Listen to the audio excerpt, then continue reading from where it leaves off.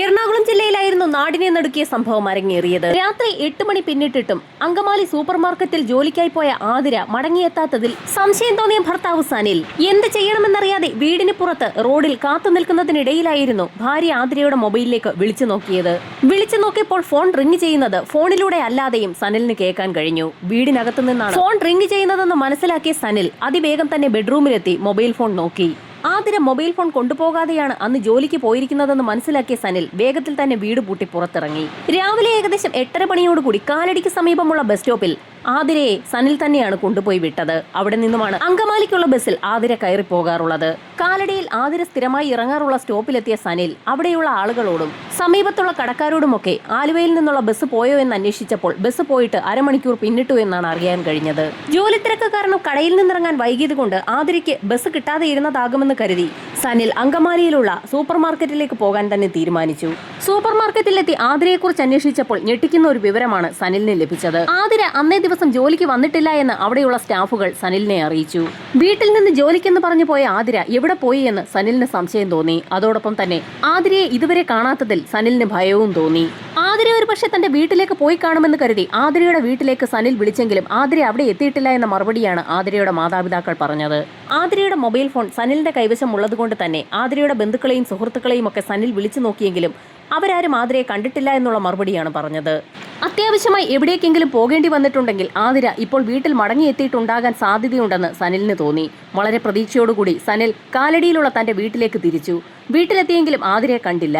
ഭാര്യയെ കാണാനില്ല എന്നുള്ള വിവരം ഉടൻ തന്നെ സനിൽ തന്റെ സുഹൃത്തുക്കളെയൊക്കെ വിളിച്ചു പറഞ്ഞു. പരിചയമുള്ള ആളുകളും സുഹൃത്തുക്കളുമൊക്കെ സമീപത്തുള്ള വീടുകളിലൊക്കെ കയറി ഇറങ്ങി തിരച്ചിൽ നടത്തിയെങ്കിലും ആതിരയെ കണ്ടെത്താൻ കഴിഞ്ഞില്ല. ഇനി വൈകിയാൽ ശരിയാവില്ല എന്ന് മനസ്സിലാക്കിയ സനിലും സുഹൃത്തുക്കളും ചേർന്ന് രാത്രി 10:30 മണിയോടുകൂടി സ്റ്റേഷനിലെത്തി പരാതിയും നൽകി. സനിൽ പറഞ്ഞ പരാതിയുടെ അടിസ്ഥാനത്തിൽ SI ഉടൻ തന്നെ FIR ഇട്ടു. എല്ലാ ദിവസവും രാവിലെ 8:30 മണിയോടുകൂടി കാലടിയിൽ സ്ഥിരമായി സനിൽ തന്നെയാണ് ആതിരയെ കൊണ്ടുപോയി വിടാറുള്ളത്. കാലടി ബസ് സ്റ്റോപ്പിൽ നിന്നും ആതിര എവിടേക്കാണ് പോയതെന്നാണ് ഇനി പോലീസ് അന്വേഷിക്കേണ്ടത്. പോലീസ് സംഘവും രാത്രി തന്നെ കാലടി ബസ് സ്റ്റോപ്പിലെത്തി ഒരു തിരച്ചിൽ നടത്തി. ബസ് സ്റ്റോപ്പിലെത്തി വെറുതെ നിന്ന് കറങ്ങിയിട്ട് കാര്യമില്ല എന്ന് മനസ്സിലാക്കിയ പോലീസ് സംഘം അതിവേഗം തന്നെ സൈബർ സെല്ലുമായി ബന്ധപ്പെട്ട് ആതിരയുടെ കോൾ ഡാറ്റ റെക്കോർഡ് എടുക്കാൻ നിർദ്ദേശം നൽകി. ആതിര മൊബൈൽ ഫോൺ കൊണ്ടുപോകാത്ത സാഹചര്യത്തിൽ അവരുടെ ടവർ ലൊക്കേഷൻ എടുക്കുന്നത് സാധ്യമല്ല. ആതിരയുടെ മൊബൈൽ ഫോൺ സനലിന്റെ കൈവശമാണുള്ളത്. അതുകൊണ്ട് തന്നെ ആതിര നേരത്തെ വിളിച്ചിട്ടുള്ള വ്യക്തികളെ കേന്ദ്രീകരിച്ച് ഒരു അന്വേഷണം നടത്താൻ തന്നെ പോലീസ് തീരുമാനിച്ചു. തൊട്ടടുത്ത ദിവസമാണ് പോലീസ് സംഘത്തിന്റെ അന്വേഷണം കൂടുതൽ ഊർജിതമായത്. ആ പ്രദേശത്തുള്ള CCTVകൾ കേന്ദ്രീകരിച്ച് വിശദമായ ഒരു അന്വേഷണം നടത്താനാണ് ആദ്യഘട്ടത്തിൽ SI ഉത്തരവിട്ടത്.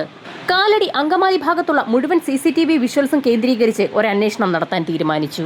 തൊട്ടടുത്ത ദിവസം രാവിലെ തന്നെ പോലീസിന്റെ അന്വേഷണവും തിരച്ചിലും ആരംഭിച്ചു. ഈ സമയത്തായിരുന്നു സനിൽ വളരെ നിർണായകമായ ഒരു വിവരം പോലീസിന് കൈമാറുന്നത്.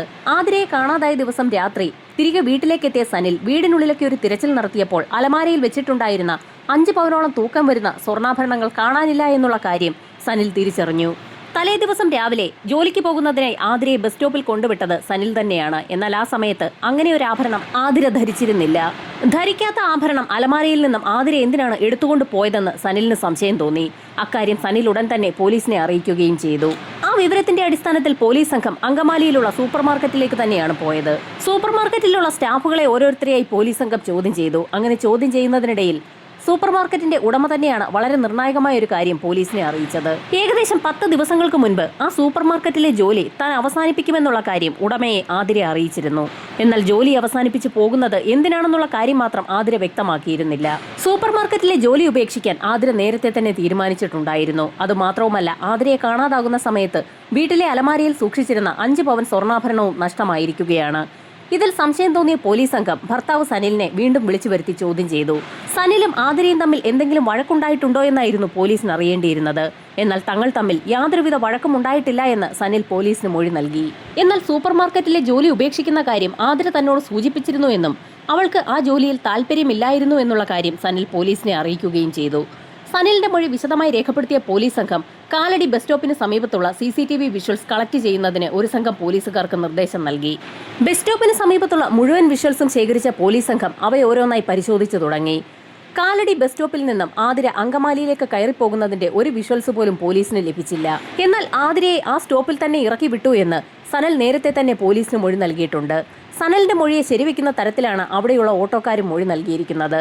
സനൽ കാലടി ബസ് സ്റ്റോപ്പിന് സമീപം ആതിരയെ കൊണ്ടുപോയി വിടുന്നത് കണ്ടിട്ടുള്ള നിരവധി സാക്ഷികളാണ് പോലീസിന് മൊഴി നൽകിയിരിക്കുന്നത്. ആ കാര്യം ഉറപ്പിക്കുന്നതിനായി ബസ് സ്റ്റോപ്പിന് മറുവശത്തുള്ള CCTV വിഷ്വൽസ് കൂടി പോലീസ് സംഘം വിശദമായി പരിശോധിച്ചു. മറുഭാഗത്തുള്ള CCTV വിഷ്വൽസ് പരിശോധിച്ചപ്പോഴാണ് പെരുമ്പാവൂരേക്കുള്ള ബസ്സിൽ ആതിര കയറുന്ന ചില വിഷ്വൽസ് പോലീസിന് കിട്ടിയത്. അങ്കമാലിയിലേക്ക് ജോലിക്ക് പോകേണ്ടിയിരുന്ന ആതിര പെരുമ്പാവൂർ ഭാഗത്തേക്ക് പോകുന്ന ബസ്സിലേക്ക് എന്തിനാണ് കയറിയതെന്ന് പോലീസിന് സംശയം തോന്നി. ആതിര കയറിയ ബസ് വിവിധ CCTV വിഷ്വൽസിലൂടെ പോലീസ് സംഘം ഫോളോ ചെയ്തു തുടങ്ങി. അങ്ങനെ CCTV വിഷ്വൽസ് ഫോളോ ചെയ്ത പോലീസ് സംഘം വല്ലം ജംഗ്ഷനിലാണ് എത്തിയത്. വല്ലം ജംഗ്ഷനിലെത്തി ബസ്സിൽ നിന്നിറങ്ങിയ ആതിര ഒരു കാറിൽ കയറി പോകുന്ന ദൃശ്യം പോലീസിന് ലഭിച്ചു. കാറിനുള്ളിൽ മറ്റാരെങ്കിലും ഉണ്ടോ എന്നുള്ള കാര്യം വ്യക്തമല്ല. പക്ഷേ ആതിര കാറിൽ കയറുന്നത് വ്യക്തമാണ്. ആ കാറ് വല്ലം ജംഗ്ഷനിൽ നിന്നും കാലടിയിലേക്ക് പോകുമ്പോൾ ആ കാറിന്റെ നമ്പർ കൃത്യമായി തന്നെ CCTVയിൽ പതിഞ്ഞിട്ടുണ്ട്. നമ്പർ കിട്ടിയ ഉടൻ തന്നെ കാറിന്റെ നമ്പർ കേന്ദ്രീകരിച്ച് പോലീസ് സംഘം ഒരു അന്വേഷണം നടത്തി. കാറുകൾ വാടകയ്ക്ക് കൊടുക്കുന്ന ഒരു സ്ഥാപനത്തിന്റെ ഉടമസ്ഥതയിലുള്ള ഒരു കാറാണതെന്ന് അന്വേഷണത്തിൽ വ്യക്തമായി. ആ സ്ഥാപനത്തിലെത്തി പോലീസ് സംഘം ഒരു അന്വേഷണം നടത്തിയപ്പോൾ കാർ വാടകയ്ക്ക് എടുത്തിരിക്കുന്നത് അഖിൽ ബാലചന്ദ്രൻ എന്നൊരു വ്യക്തിയാണെന്ന് പോലീസിന് മനസ്സിലായി. ആ പേര് കേട്ടപ്പോൾ തന്നെ പോലീസ് സംഘത്തിന് ഒരു സംശയം തോന്നി. നേരത്തെ ആതിര ജോലി ചെയ്തിരുന്ന സ്ഥാപനത്തിലെ ആളുകളെയൊക്കെ ചോദ്യം ചെയ്തതിന്റെ ലിസ്റ്റ് പോലീസ് സംഘത്തിന്റെ കയ്യിലുണ്ട്. ആ ലിസ്റ്റ് പരിശോധിച്ചപ്പോൾ അഖിൽ ബാലചന്ദ്രൻ എന്ന വ്യക്തി ആ സ്ഥാപനത്തിലും ജോലി ചെയ്തിരുന്നതായി പോലീസ് സംഘം കണ്ടെത്തി. ആ കാർ ഏതൊക്കെ ഭാഗത്തുകൂടിയാണ് യാത്ര ചെയ്തിരിക്കുന്നത്, എവിടെയൊക്കെയാണ് പോയിരിക്കുന്നതെന്ന് കാറുകൾ വാടകയ്ക്ക് കൊടുത്തിരിക്കുന്ന ആ സ്ഥാപനത്തിലെ GPS സംവിധാനത്തിൽ നിന്ന് തന്നെ പോലീസിന് കണ്ടെത്താൻ കഴിഞ്ഞു. ആ കാറിന്റെ റൂട്ട് മാപ്പ് പരിശോധിച്ചപ്പോൾ അത് ചാലക്കുടി വഴി ആതിരപ്പള്ളിക്ക് പോയിരിക്കുന്നതായാണ് പോലീസിന് കണ്ടെത്താൻ കഴിഞ്ഞത്. ആതിരപ്പള്ളി വെള്ളച്ചാട്ടത്തിന് സമീപം വരെ ആ കാർ പോയിട്ടുണ്ട്. പോലീസ് സംഘം വൈകാതെ തന്നെ അഖിലിനോട് സ്റ്റേഷനിൽ ഹാജരാകാൻ നിർദ്ദേശം നൽകി. പോലീസിന്റെ നിർദ്ദേശമനുസരിച്ച് അഖിൽ സ്റ്റേഷനിലെത്തിയപ്പോൾ തന്നെ പോലീസ് സംഘം അഖിലിനെ ചോദ്യം ചെയ്തു തുടങ്ങി. അഖിൽ നേരത്തെ നൽകിയ മൊഴി അനുസരിച്ച് ആതിരയെ കാണാതായ ദിവസം അവർ തമ്മിൽ കണ്ടിട്ടില്ല. ആതിരയെ താൻ കണ്ടിട്ടില്ല എന്ന മൊഴിയിൽ തന്നെയാണോ ഇപ്പോഴും അഖിൽ ഉറച്ചു നിൽക്കുന്നതെന്ന് പോലീസ് സംഘം അഖിലിനോട് ചോദിച്ചു. താൻ ആ മൊഴിയിൽ തന്നെയാണ് ഇപ്പോഴും ഉറച്ചു നിൽക്കുന്നതെന്ന് അഖിൽ മൊഴി നൽകുകയും ചെയ്തു. ആതിരയെ കാണാതായ ദിവസം അഖിൽ സൂപ്പർ മാർക്കറ്റിൽ തന്നെ ഉണ്ടായിരുന്നുവെന്ന് അവിടെയുള്ള ജീവനക്കാർ മൊഴി നൽകിയിട്ടുണ്ട്. അത് മാത്രവുമല്ല, സൂപ്പർ മാർക്കറ്റിലെ രജിസ്റ്ററിൽ അഖിൽ പ്രസന്റ് ആണെന്ന് രേഖപ്പെടുത്തിയിട്ടുമുണ്ട്. ആതിരയെ കാണാതായ ദിവസം ഒരു കാർ വാടകയ്ക്കെടുത്ത് അഖിൽ എങ്ങനെയാണ് അതിരപ്പള്ളിയിൽ എത്തിയതെന്നും അവിടെ നിന്ന് തിരിച്ച് കാറുകൾ വാടകയ്ക്ക് കൊടുക്കുന്ന സ്ഥാപനത്തിലെത്തി കാർ തിരികെ നൽകിയതെന്നും പോലീസിന് സംശയം തോന്നി. താൻ കാറിൽ അതിരപ്പള്ളിയിൽ പോയ വിവരം പോലീസ് എങ്ങനെ അറിഞ്ഞുവെന്ന് അഖിലിന് സംശയം തോന്നി. പോലീസിന്റെ ചോദ്യം ചെയ്യലുകൾക്ക് മുൻപിൽ പതറിപ്പോയ അഖിൽ ചില കാര്യങ്ങൾ പോലീസിനോട് തുറന്നു പറഞ്ഞു.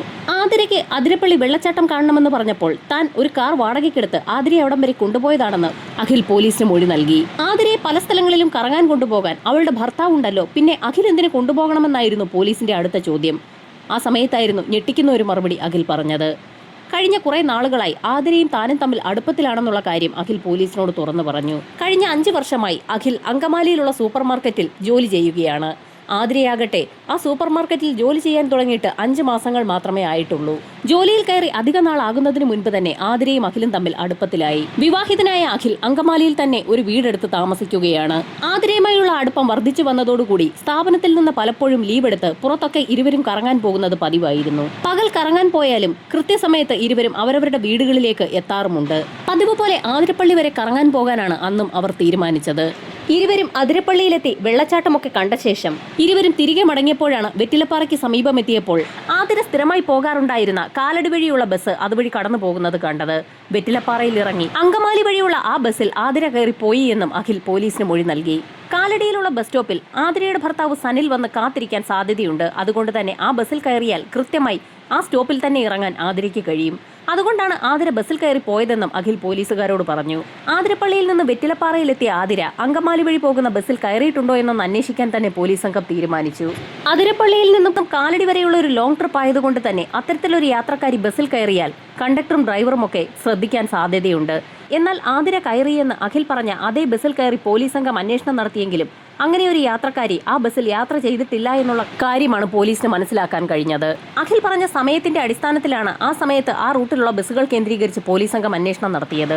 അഖിൽ പറഞ്ഞ കാര്യങ്ങളിൽ വൈരുദ്ധ്യമുണ്ടെന്ന് മനസ്സിലാക്കിയ പോലീസ് സംഘം അഖിലിനെ വീണ്ടും ചോദ്യം ചെയ്തു തുടങ്ങി. പോലീസ് സംഘം എത്ര ചോദ്യം ചെയ്തിട്ടും അഖിൽ താൻ പറഞ്ഞ മൊഴിയിൽ തന്നെ ഉറച്ചു നിൽക്കുകയാണ്. അഖിൽ പറഞ്ഞ കാര്യങ്ങൾ വാസ്തവമല്ല എന്നുള്ള കാര്യം പോലീസ് സംഘത്തിന് ഉറപ്പാണ്. അഖിൽ പറഞ്ഞ സമയത്തൊന്നും അങ്ങനെ ഒരു യാത്രക്കാരി അതുവഴി വന്ന ഒരു ബസ്സിലും കയറിയിട്ടില്ല. പോലീസിന്റെ ചോദ്യം ചെയ്യൽ രാത്രി 12 മണിയോട് അടുപ്പിച്ചപ്പോൾ നിൽക്കക്കള്ളിയില്ലാതെ അഖിൽ പല കാര്യങ്ങളും പറഞ്ഞു തുടങ്ങി. തനിക്കൊരു അബദ്ധം പറ്റിയതാണെന്നാണ് അഖിൽ ആദ്യഘട്ടത്തിൽ പറഞ്ഞത്. അഖിൽ പറഞ്ഞ മൊഴിയുടെ അടിസ്ഥാനത്തിൽ അഖിലുമായി പോലീസ് സംഘം രാത്രി 2:30 മണിയോടുകൂടി ഒരു അന്വേഷണത്തിനിറങ്ങി. അന്വേഷണത്തിനായി പോലീസ് സംഘം ഫോറസ്റ്റ് ഉദ്യോഗസ്ഥരുടെ സഹായവും തേടി. ആതിരപ്പള്ളിക്ക് സമീപം വനത്തിനകത്ത് ആതിരയുണ്ടെന്ന് അഖിൽ മൊഴി നൽകിയതിന്റെ അടിസ്ഥാനത്തിലാണ് പോലീസ് സംഘം ഫോറസ്റ്റ് ഉദ്യോഗസ്ഥരുടെ സഹായം കൂടി തേടിയത്. വൻ സന്നാഹത്തോടുകൂടി പോലീസ് സംഘം ആനമല ഫോറസ്റ്റ് ഏരിയയ്ക്കുള്ളിലേക്ക് കയറി. വനത്തിനുള്ളിൽ പാറയിടുക്കിന് സമീപമുള്ള ഒരു പ്രദേശത്തേക്കാണ് അഖിൽ പോലീസുകാരെയും ഫോറസ്റ്റുകാരെയും കൂട്ടിക്കൊണ്ടുപോയത്. പാറയിടുക്കിന് സമീപത്തേക്ക് പോലീസ് സംഘം എത്തിയപ്പോൾ തന്നെ അവർ മൂക്കുപൊത്തി തുടങ്ങി. ഒരഴുകിയ ഗന്ധമാണ് അവിടെ വമിച്ചത്. പാറയിടുക്കിനിടയിൽ നിന്നും 2 കാലുകൾ മുകളിലേക്ക് ഉയർന്നു നിൽക്കുന്ന കാഴ്ചയാണ് പോലീസ് സംഘം കണ്ടത്. അപ്പോഴേക്കും നേരം പുലർന്നു തുടങ്ങിയിരുന്നു. പാറയിടുക്കിനിടയിൽ നിന്നും ഒരു സ്ത്രീയുടെ 2 കാലുകളാണ് പോലീസ് സംഘം ആദ്യഘട്ടത്തിൽ കണ്ടത്. ആ സ്ത്രീയുടെ ശരീരമാകെ കരിയിലകൾ വാരി വിതറിയിരിക്കുകയാണ്. കാലിന്റെ ഭാഗത്തുള്ള കരിയിലകൾ കാറ്റടിച്ച് പറന്നു പോയപ്പോഴാണ് ആ സ്ത്രീയുടെ കാലിന്റെ ഭാഗം പുറത്തു കാണാൻ കഴിഞ്ഞത്. പോലീസ് സംഘം വേഗം തന്നെ ക്രൈം സീൻ ലോക്ക് ചെയ്തു. നാട്ടുകാരുടെയും മാധ്യമപ്രവർത്തകരുടെയും ഫോറസ്റ്റുകാരുടെയും ഒക്കെ നേതൃത്വത്തിൽ തന്നെ പോലീസ് സംഘം പാറയിടുക്കിൽ നിന്നും ആ ശരീരം പുറത്തേക്കെടുത്തു. അത് ആതിരയുടെ മൃതദേഹം തന്നെയാണെന്ന് പോലീസ് സംഘം തിരിച്ചറിഞ്ഞു. മൃതദേഹം അഴുകി തുടങ്ങിയെങ്കിലും വസ്ത്രങ്ങൾക്കൊന്നും സംഭവിച്ചിട്ടില്ല. ആതിര വീട്ടിൽ നിന്നിറങ്ങുമ്പോൾ പച്ച നിറത്തിലുള്ള ഒരു ചുരിദാറാണ് ധരിച്ചിരുന്നതെന്ന് ആതിരയുടെ ഭർത്താവ് സനൽകുമാർ പോലീസിന് മൊഴി നൽകിയിട്ടുണ്ട്. ആ ബോഡിയിലും പച്ച നിറത്തിലുള്ള ചുരിദാർ തന്നെയാണ് ധരിച്ചിട്ടുള്ളത്. ഇൻക്വസ്റ്റ് നടപടികൾ പൂർത്തിയാക്കി പോസ്റ്റ്മോർട്ടത്തിനായി ബോഡി അവിടെ നിന്ന് ഷിഫ്റ്റ് ചെയ്ത സമയത്ത് തന്നെ മാധ്യമ പ്രവർത്തകരോട് പോലീസുകാർ സംഭവം വിശദീകരിച്ചു. ഒരേ സൂപ്പർ മാർക്കറ്റിൽ തന്നെ ജോലി ചെയ്തിരുന്ന ആതിരയും അഖിലും തമ്മിൽ അടുപ്പത്തിലായിരുന്നു. മറ്റുള്ള ആളുകളുടെ കണ്ണു വെട്ടിച്ച് പലപ്പോഴും അവിടെ നിന്ന് ലീവ് എടുത്ത് ഇരുവരും പുറത്തേക്ക് കറങ്ങാൻ പോകുന്നത് പതിവാണ്. അഖിലിന് പണത്തിന് ആവശ്യം വരുന്ന സമയത്തൊക്കെ ആതിര തന്റെ കൈവശമുണ്ടായിരുന്ന പണമൊക്കെ അഖിലിന് കൊടുക്കുന്നത് പതിവായിരുന്നു. അഖിലിന്റെ ആവശ്യങ്ങൾ കൂടിക്കൂടി വന്നപ്പോൾ ആതിര തന്റെ സ്വർണ്ണാഭരണങ്ങൾ പോലും അഖിലിന് നൽകുന്നത് പതിവായി. തനിക്ക് പണം ലഭിക്കുന്ന സാഹചര്യത്തിൽ ആതിരയുടെ സ്വർണ്ണമൊക്കെ അഖിൽ എടുത്തു നൽകാമെന്ന് ആതിരയ്ക്ക് വാക്കു കൊടുത്തിട്ടുണ്ടായിരുന്നു. കാലം മുൻപോട്ട് പോയപ്പോൾ ഏകദേശം 10 പവനോളം സ്വർണ്ണാഭരണങ്ങൾ അഖിലിന്റെ കൈവശമായി. ഒരാഴ്ചയ്ക്കകം തന്നെ സ്വർണം തിരികെ നൽകാമെന്ന് പറഞ്ഞുകൊണ്ടായിരുന്നു അഖിൽ ആതിരയുടെ കയ്യിൽ നിന്ന് 10 പവൻ സ്വർണ്ണാഭരണങ്ങൾ വാങ്ങിയത്. എന്നാൽ 2 മാസം പിന്നിട്ടിട്ടും അഖിൽ ആ സ്വർണ്ണാഭരണങ്ങൾ തിരിച്ചു കൊടുക്കുന്ന മട്ടൊന്നും ഉണ്ടായില്ല. ഭർത്താവ് സനിൽ അലമാര തുറന്ന് സ്വർണ്ണമിരിക്കുന്ന പെട്ടി പരിശോധിക്കുന്ന സാഹചര്യത്തിൽ സ്വർണം അവിടെ ഇല്ല എന്നുള്ള കാര്യം അറിഞ്ഞാൽ അത് വലിയ പ്രശ്നമാകുമെന്ന് ആതിര അഖിലിനോട് നിരന്തരം പറയുമായിരുന്നു. കാണുമ്പോഴൊക്കെ ആതിര സ്വർണം ചോദിക്കുന്നത് അഖിലിന് ഒടുവിൽ ഒരു ബുദ്ധിമുട്ടായി മാറി. സ്വർണം തിരികെ നൽകാൻ വേണ്ടി ആയിരുന്നില്ല യഥാർത്ഥത്തിൽ അഖിൽ ആ സ്വർണമൊക്കെ കൈവശപ്പെടുത്തിയത്. എന്നാൽ ആതിരയുടെ ശല്യം സഹിക്കവയ്യാതെ അഖിൽ ഒടുവിൽ ഒരു പ്ലാൻ ഉണ്ടാക്കി. ആതിര സ്വർണം അഖിലിന് നൽകിയ വിവരം ആതിരയ്ക്ക് മാത്രമേ അറിയൂ. ആതിര ഇല്ലാതായി കഴിഞ്ഞാൽ അക്കാര്യം മറ്റാരും അറിയാനും പോകുന്നില്ല. അങ്ങനെയാണ് ആതിരയെ വകവരുത്താനുള്ള പ്ലാനുകൾ അഖിൽ ആലോചിച്ചു തുടങ്ങിയത്. ആതിരയെ വകവരുത്തുന്നതിനായി ആരും കടന്നു ചെല്ലാത്ത ആതിരപ്പള്ളി വനമേഖലയിലേക്ക് ആതിരയെ കൊണ്ടുപോകാൻ തന്നെ അഖിൽ തീരുമാനിച്ചു. ആതിരയെ അങ്ങനെ വകവരുത്തുമ്പോൾ പോലീസ് തന്നെ തേടി വരാൻ 100% സാധ്യതയുണ്ടെന്നും അഖിലിന് അറിയാമായിരുന്നു. മൊബൈൽ നമ്പർ ട്രാക്ക് ചെയ്ത് പോലീസ് എത്താതിരിക്കാനാണ് ആതിരയോട് മൊബൈൽ ഫോൺ അന്നേ ദിവസം വീട്ടിൽ തന്നെ വെച്ചതിന് ശേഷം വീട് വിട്ടിറങ്ങാൻ അഖിൽ നിർബന്ധിച്ചത്. എന്തിനാണ് മൊബൈൽ ഫോൺ വീട്ടിൽ വെച്ചിട്ട് വീട്ടിൽ നിന്നിറങ്ങാൻ അഖിൽ നിർബന്ധിക്കുന്നതെന്ന് ആതിര അന്ന് തന്നെ അഖിലിനോട് ചോദിച്ചിരുന്നു. എന്നാൽ അതിന് യുക്തിഭദ്രമായ മറുപടിയും അഖിൽ നൽകുകയും ചെയ്തിരുന്നു. തങ്ങൾ സ്വസ്ഥമായി സംസാരിച്ചിരിക്കുമ്പോൾ പല ആളുകളും ആതിരയുടെ ഫോണിലേക്ക് വിളിക്കാൻ സാധ്യതയുണ്ട്. തങ്ങൾക്ക് ശല്യം നേരിടാതെ ഇരിക്കുന്നതിന് വേണ്ടി മൊബൈൽ ഫോൺ വീട്ടിൽ തന്നെ വെക്കുന്നതാണ് നല്ലതെന്ന് അങ്ങനെയാണ് അഖിൽ ആതിരയെ അറിയിച്ചത്. അഖിൽ പറഞ്ഞ കാര്യം കേട്ടപ്പോൾ അത് സത്യമാണെന്ന് ആതിരയ്ക്കും തോന്നി. അതുകൊണ്ടാണ് ആതിരയും മൊബൈൽ ഫോൺ വീട്ടിൽ വെച്ചിട്ട് ജോലിക്കെന്ന് പറഞ്ഞ് വീട്ടിൽ നിന്നിറങ്ങിയത്. പതിവ് പോലെ ആതിരയെ ഭർത്താവ് സനിൽ തന്നെയാണ് കാലടി ജംഗ്ഷനിൽ കൊണ്ടുപോയി വിട്ടത്. കാലടി ജംഗ്ഷനിൽ നിന്നും അഖിലിന്റെ കാറിൽ കയറി പോകുന്നത് നാട്ടുകാർ കണ്ടാൽ സംശയമാകുമെന്ന് ഇരുവർക്കും അറിയാം. അതുകൊണ്ട് തന്നെ വളരെ നല്ലൊരു ഐഡിയ അഖിൽ ആതിരയ്ക്ക് പറഞ്ഞു കൊടുത്തു. ആതിര കാലടിയിൽ നിന്ന് വലതുഭാഗത്തേക്ക് പോയാലാണ് അങ്കമാലി. വലതുഭാഗത്തേക്ക് പോകാതെ ഇടതുഭാഗത്തേക്ക് പോകുന്ന ബസ്സിൽ കയറി വല്ലം ജംഗ്ഷനിൽ ഇറങ്ങാനായിരുന്നു അഖിൽ ആതിരയോട് പറഞ്ഞതനുസരിച്ച് ആതിര വല്ലം ജംഗ്ഷനിൽ ഇറങ്ങുകയും അവിടെ കാത്തുനിന്ന അഖിലിന്റെ കാറിലേക്ക് കയറുകയും ചെയ്തു. പോലീസുകാർ പിടികൂടാതിരിക്കുന്നതിനു വേണ്ടിയാണ് അഖിൽ വാടകയ്ക്ക് ഒരു കാർ എടുത്തത്. എന്നാൽ കാറുകൾ വാടകയ്ക്ക് കൊടുക്കുന്ന സ്ഥാപനത്തിൽ വാഹനം റെന്റിനെടുക്കുമ്പോൾ അവിടെ ID പ്രൂഫ് കൊടുക്കുന്ന ഒരു പതിവുണ്ട്. അവിടെ തന്റെ ID കൊടുത്ത കാര്യം അഖിൽ മറന്നുപോയി. വല്ലത്തു നിന്നും അഖിലിന്റെ കാറിൽ കയറിയ ആതിര തിരികെ കാലടി ജംഗ്ഷനിലൂടെ തന്നെ വീണ്ടും അങ്കമാലി വഴി ചാലക്കുടിയിലൂടെ ആതിരപ്പള്ളിയിലേക്ക് പോയി. കാലടി ഭാഗത്തെത്തിയപ്പോൾ ആരും തിരിച്ചറിയാതിരിക്കുന്നതിനായി ആതിര ആ കാറിൽ കമിഴ്ന്നു കിടക്കുകയും ചെയ്തു. അങ്കമാലി അവരിരുവരും ജോലി ചെയ്തിരുന്ന സൂപ്പർ മാർക്കറ്റിന് സമീപമെത്തിയപ്പോൾ അവിടെ ഒരു ഭാഗത്ത് വണ്ടി ഒതുക്കിയ ശേഷം ആതിരയോട് കാറിലിരിക്കാൻ പറഞ്ഞിട്ട് അഖിൽ സൂപ്പർ മാർക്കറ്റിലേക്ക് കയറിയ അഖിൽ എല്ലാ ആളുകളെയും കാണുകയും അവിടെയുള്ള രജിസ്റ്ററിൽ തന്റെ അറ്റൻഡൻസ് രേഖപ്പെടുത്തുകയും ചെയ്തു. അരമണിക്കൂറോളം സമയം സൂപ്പർ മാർക്കറ്റിൽ പതിവ് പോലെ അഖിൽ ജോലി ചെയ്യുകയും ചെയ്തു. അരമണിക്കൂർ പിന്നിട്ടപ്പോൾ മറ്റുള്ള ആളുകളുടെ ശ്രദ്ധയിൽപ്പെടാതെ അഖിൽ സൂപ്പർ മാർക്കറ്റിൽ നിന്ന് പുറത്തു കടന്നു. സൂപ്പർ മാർക്കറ്റിൽ നിന്ന് പുറത്തു കടക്കുന്നതിന് മുൻപ് തന്നെ തന്റെ ഫോണും ബാഗും പതിവ് സീറ്റിൽ തന്നെ അഖിൽ വെക്കുകയും ചെയ്തു. ബാഗും ഫോണും സൂപ്പർ മാർക്കറ്റിൽ ഉള്ള സ്ഥിതിക്ക് അഖിൽ പുറത്തേക്ക് എന്തെങ്കിലും ആവശ്യത്തിന് പോയതായിരിക്കുമെന്ന് അവിടെയുള്ള ആളുകൾ കരുതുന്നതിന് വേണ്ടിയാണ് അഖിൽ അങ്ങനെ തന്നെ ചെയ്തത്. അത് മാത്രവുമല്ല, പോലീസ് അന്വേഷണം വരുന്ന സമയത്ത് തന്റെ മൊബൈൽ ഫോൺ ട്രാക്ക് ചെയ്താലും താൻ അങ്കമാലിയിലുള്ള സൂപ്പർ മാർക്കറ്റിൽ തന്നെ ഉണ്ടായിരുന്നു എന്നുള്ളതിന് വ്യക്തമായ തെളിവാണ് മൊബൈൽ ഫോൺ ആ സ്ഥാപനത്തിൽ തന്നെ ഇരിക്കുന്നത്. സൂപ്പർ മാർക്കറ്റിൽ നിന്ന് പുറത്തിറങ്ങിയ അഖിൽ ആതിരയുള്ള കാറിലേക്ക് കയറി അവിടെ നിന്നും ആതിരപ്പള്ളിയിലേക്ക് പുറപ്പെട്ടു. ആതിരപ്പള്ളി തുമ്പൂർമൊഴി വനമേഖലയിലേക്കാണ് ഇരുവരും പോയത്. ആ ഭാഗത്ത് ഇടതൂർന്ന വനങ്ങളാണുള്ളത്. അതുകൊണ്ട് തന്നെ മറ്റുള്ള ആളുകളുടെ ശ്രദ്ധ തങ്ങളിൽ പതിയില്ല എന്ന് അഖിൽ ആതിരയോട് പറഞ്ഞു. ആതിരയ്ക്കും അത് സമ്മതമായിരുന്നു. തുമ്പൂർമൊഴി എത്തിയപ്പോൾ റോഡിൽ നിന്നും മറ്റുള്ള ആളുകളുടെ ശ്രദ്ധ പതിയാതെ വനത്തിനുള്ളിലേക്ക് കയറി കാർ പാർക്ക് ചെയ്ത ശേഷം ഇരുവരും അവിടെ നിന്ന് നടന്ന് ഒരു 800 മീറ്ററോളം കാടിനകത്തേക്ക് കയറി. അവിടെ ഒരു പാറയുടെ മുകളിലിരുന്ന് സംസാരിക്കുന്നതിന് വേണ്ടിയാണ് ആതിരയുമായി അഖിൽ എത്തിയത്. പരസ്പരം സംസാരിച്ചുകൊണ്ടിരിക്കുന്നതിനിടയിലായിരുന്നു ആതിരയുടെ ചുരിദാറിന്റെ ഷോൾ അഖിൽ പതുക്കെ കൈക്കലാക്കിയത്. സംസാരിച്ചുകൊണ്ടിരിക്കുന്നതിനിടയിൽ അപ്രതീക്ഷിതമായി ആ ഷോൾ ഉപയോഗിച്ച് തന്നെ ആതിരയുടെ കഴുത്തിലേക്ക് അഖിൽ കുരുക്കിട്ടു.